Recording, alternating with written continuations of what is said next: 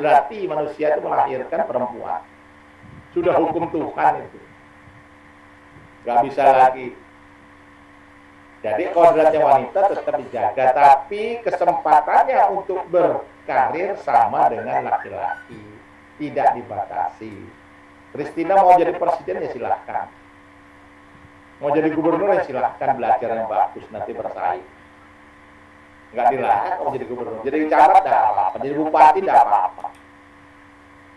Selama terpenuhi syarat-syaratnya.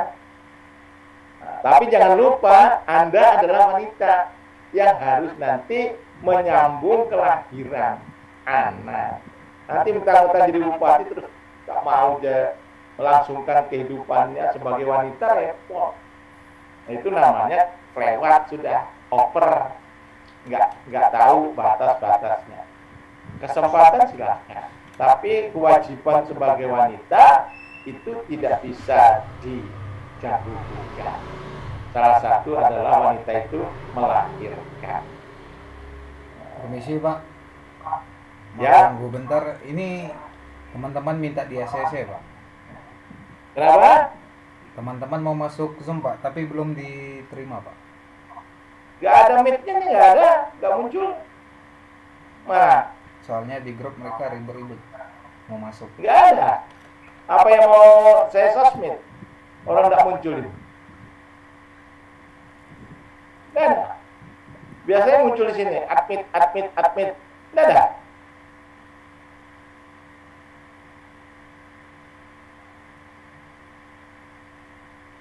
Nah, gak ada admit. Tuh, kan kelihatan kalau ada muncul, admit. Yang ada ini bacanya cuma stop share. You are screen sharing, itu aja muncul. Oke.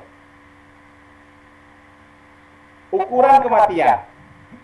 Kematian kok punya ukuran, Pak? Iya, karena untuk melihat yang banyak meninggal dunia tadi, faktor-faktor yang mana? Terus ngitungnya kayak apa? Untuk mengetahui tinggi rendahnya tingkat kematian suatu penduduk, dipergunakan ukuran kematian. Ada berbagai macam ukuran kematian, mulai dari yang paling sederhana. Nah, ini ada view. Nah, ini muncul ini, ada view. Nah ini ada 1, 2, 3, 4, 5. Nah, begitu. Kalau tidak muncul itu ya nggak bisa di-submit. Siapa yang mau submitnya? Nah, ada si Mia, ada Suryadi, ada si Oscar yang baru masuk. Nah, itu baru bisa. Kalau tidak ada itu ya tidak bisa. Ya, oke.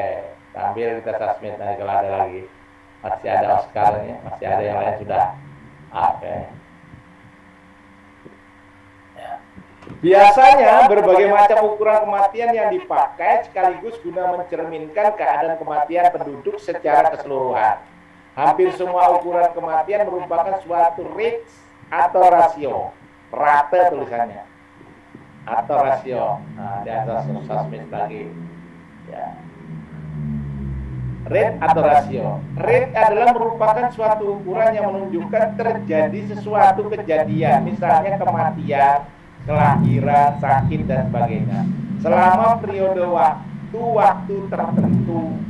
Waktu itu berarti bisa tahun, bisa bulan, bisa minggu, bisa hari. Secara umum rate dapat didefinisikan sebagai berikut. Rate sesuatu kejadian, yaitu jumlah kejadian yang terjadi selama periode waktu tertentu, berarti 2019-2020 mungkin, yang terjadi waktu tertentu, dibagi jumlah penduduk yang mempunyai risiko mengalami kejadian tersebut sebelum periode yang sama. Nah, berapa jumlah kejadian? Banyak dalam kurun waktu 2019-2020 terjadi kematian 50 orang. Kasar. Dibagi jumlah penduduk yang mempunyai risiko kematian itu berapa? Ada 120, maka 50 dibagi 120. Pada tahun yang sama, yaitu tahun 2019-2020. Oke. Ya, kejadian rate tersebut bisa berupa kematian, kelahiran, sakit, terserah yang anunya apa namanya yang menjadi persoalan. Ya. Sedangkan rasio merupakan suatu ukuran yang berbentuk suatu angka tunggal yang menyatakan hasil perbandingan antara dua angka. Di samping dua bentuk ukuran tersebut di atas kadangkala dipakai ukuran lain yang berupa persentase. Sebenarnya persentase adalah suatu rasio yang hanya pada persentase pembilangan merupakan bagian dari penyebut. Dalam menyatakan rate atau rasio atau persentase sebagai suatu ukuran, harus dijelaskan populasi golongan mana yang tersangkut. Dalam hal ini yang harus jelas, kapan waktu berlakunya ukuran tersebut. Ini biasa dalam bentuk tahun 2018, 2019, 2020. Siapa ukuran tersebut mengenai populasi yang mana? Apakah tentang masyarakat yang meninggal, sakit dan sebagainya? Apa ukuran tersebut merupakan ukuran kejadian apa? Contohnya rate angka kematian kasar atau disebut dengan CDR. C-nya crude, D-nya death, rate, R-nya rate. Penduduk Indonesia 1971, rasio seks rasio penduduk Indonesia 1971. Persentase kematian laki-laki, jumlah kematian laki-laki ada berapa? Dibagi jumlah kematian laki-laki dan wanita dikali 100%. Jadi kalau jumlah laki-laki 100, jumlah kematian laki-laki dan perempuan itu 200, 100 dibagi 200 dikali 100. Ini untuk mencari yang namanya rates dan rasio penduduk Indonesia pada tahun 1971. Contohnya itu. Ya, ini di dalam buku demografi. Jadi nanti kalau Anda membaca buku demografi pasti ketemu ini. Ya. Cara menghitung persentase kematian laki-laki. Jadi kalau berapa jumlah kematian laki-laki di Samarinda, di kota Madia Samarinda, pakai rumus ini. Berapa jumlah kematian laki-laki yang terjadi tahun 2019-2020? Ada 10 orang. Berapa jumlah kematian laki-laki dan wanita? Ada laki-laki wanita pada tahun 2019-2020. Jumlahnya ada 100, maka 10 dibagi 100 dikali 100%. Ketemu sudah. Berarti ada sekitar 10% kematian laki-laki yang terjadi pada tahun 2019-2020. Hasilnya diperoleh dari data-data yang diperoleh dari rumah sakit, kantor polisi, atau berdasarkan yang namanya hasil penelitian, atau dari departemen yang ngurusi kependudukan yaitu BPS. Badan Pusat Statistik.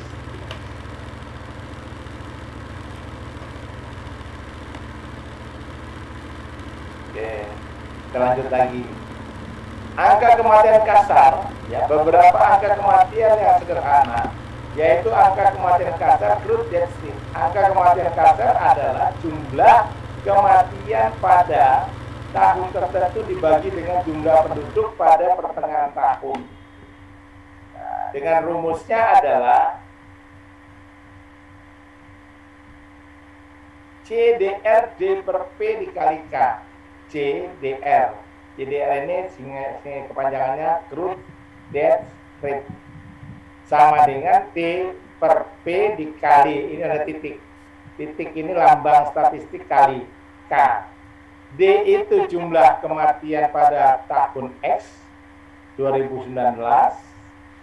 P jumlah penduduk pada pertengahan tahun 2019, K-nya angka konstante 1000. Jadi saya lihat setiap 1000 orang terjadi kematian berapa orang. Nah, ini bisa sudah dibuat. Ya, contoh angka misalkan CDR, D-nya adalah 50, sedangkan P-nya adalah 150. Maka 50 dibagi 150